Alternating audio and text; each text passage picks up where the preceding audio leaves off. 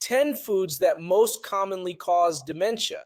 It's a disease, a health issue that progresses rapidly. It's a fast progressing problem, so we need to understand causes and foods that can slow its progression. Grab a pen and paper to jot down the 10 foods that may contribute to developing dementia. Excessive consumption of these foods can make it more likely for you to suffer from this problem, which I believe no one wants. Our first item is excessive alcohol consumption. Frequent heavy drinking increases the risk of dementia. This occurs because alcohol contains a neurotoxin that directly damages brain cells. Alcohol also causes leaky gut syndrome, increasing food allergy risks and inflammation. It can also cause fatty liver disease, directly linked to insulin resistance, which we'll discuss soon, and is also related to dementia. So, fatty liver disease and insulin resistance together generate inflammation. Excessive alcohol consumption can even shrink your brain. This is what we call a dose-dependent concept. In other words, the more you drink, the worse it gets. Doctor, can I have a glass of wine with my husband on Friday or Saturday night? Is it okay to have 1 glass of wine per week? No, of course not. That won't cause dementia, irritable bowel syndrome, or fatty liver. No.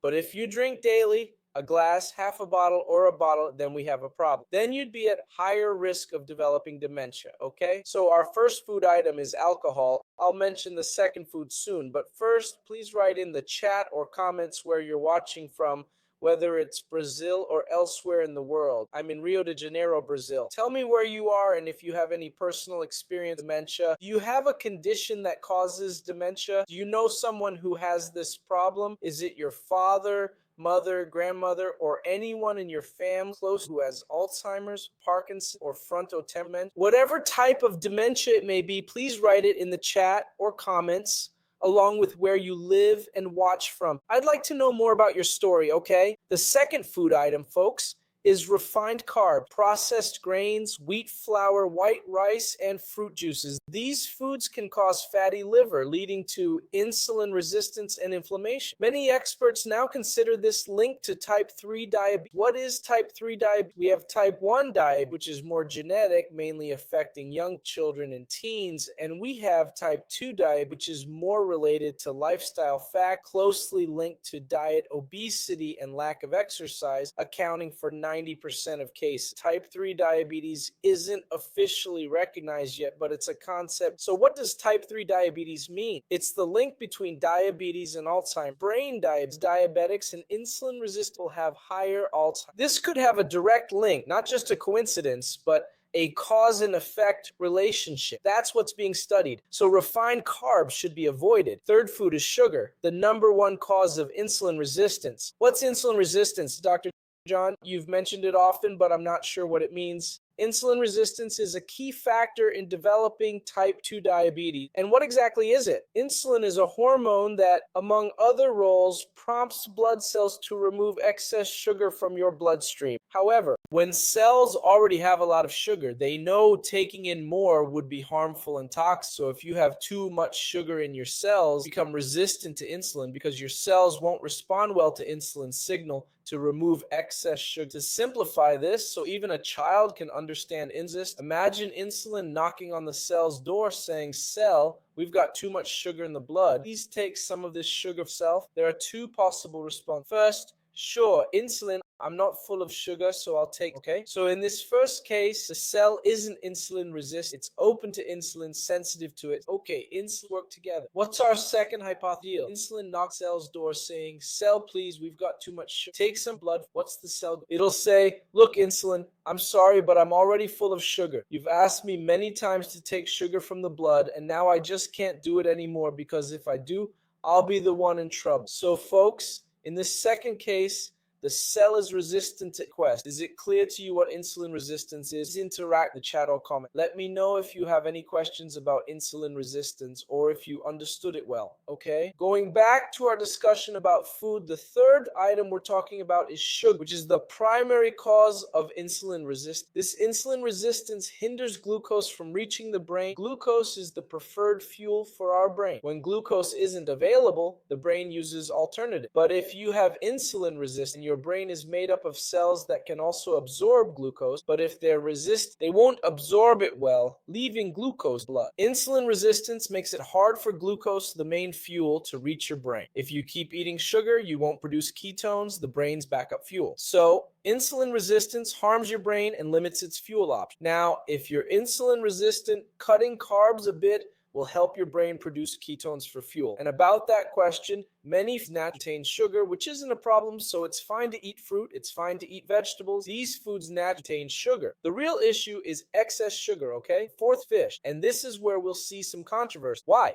It all depends on which fish you eat. If you eat wild-caught fish rich in omega-3, it's beneficial. Why? Omega-3, especially DHA, is crucial for brain. So for a healthy brain, consume omega-3. Now, even among wild fish, especially predators, those big fish that eat others and live for years are dangerous. They can contain high levels of mercury. The fifth food group is fruits and vegetables with high pesticide residue. I won't list them here, as it varies by location and season. It's recommended to choose seasonal produce. Opt for fruits and vegetables that are in season. This varies by location, mainly due to climate conditions. Which fruits typically have low pesticide residue? Bananas and avocados, for example. I can assure you these rarely have high pesticide level. When possible, though often pricier, choose organic options. The sixth food group is artificial sweet. Aspartame is a well-established neurotoxin, sucralose. It also has negative effects, causing gut flora disturbances, dysbiosis, leaky gut, and inflammation. So our natural sweetener options are stevia and monk fruit, okay? These two are good choices and can always be used in moderation. The seventh harmful food is bad fats. Here, folks, it's not necessarily saturated fats,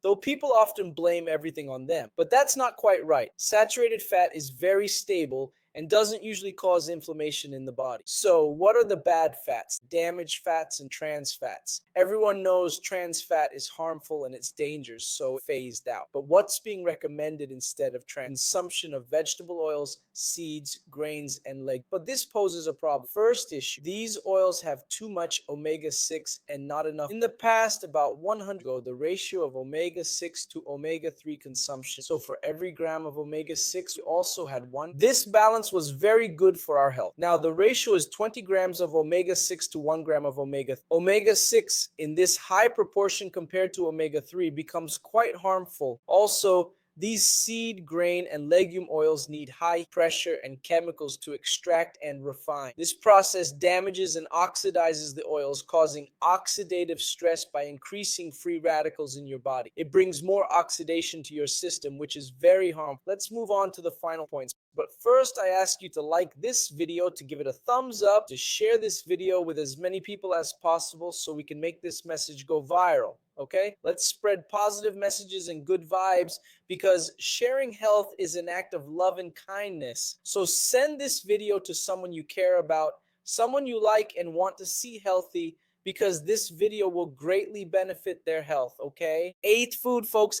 Any food that increases food sensitivity. What foods are these? Modern wheat, high in gluten and lectins, found in nightshades like eggplant, tomatoes, potatoes, and some grains like rice, rye, and barley. Okay? Ninth food, excess caffeine. In small doses, caffeine improves focus and energy, but too much causes dependence and stress. Got it? And our 10th food item here is food additive. Coloring, flavoring, texturizing, and enhancing. Folks, if preservatives were good, why don't even fungi want? Why don't even bacteria want preservatives? Maybe they're not so great after all. These are the 10 foods that may increase your risk. So if you have good habits, you'll protect yourself. Bad habits will increase your risk of problem occurring. So if you want to learn good habits that'll help prevent dementia, also help high blood pressure, diabetes, high cholesterol, anxiety, depression, some without meds, tests, or doctor. Moreover, if you want to learn how to prevent not just dementia, but heart attacks, strokes, and cancer, I recommend reading my book, The Longevity Code, with 100 Habits to Live 200 Years. This book shows the best science-backed habits for a healthier,